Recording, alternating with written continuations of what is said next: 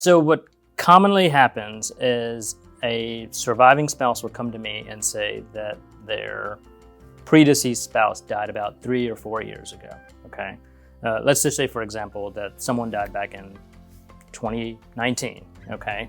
And, Jane Doe comes to me and says, John Doe died back in 2019, and we were supposed to file an estate tax return, but we didn't.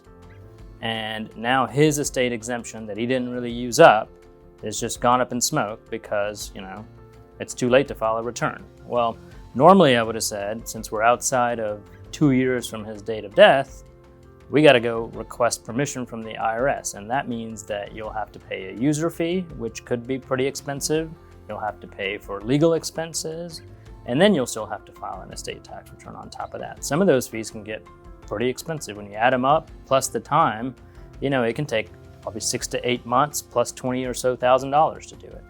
Well, now the IRS has issued a revenue procedure that gives you a 5-year window to file those returns, and so you no longer have to pay the user fee or wait for the IRS to grant you permission 6 to 8 months later, or the legal fees associated with all of that. You can just go ahead and file the estate tax return if you're in that 5-year window. And so in this case, Jane Doe, since her husband had only died 3 years ago, can still file the estate tax return and use his exemption. And then when she ultimately dies, her beneficiaries are going to have to pay less tax.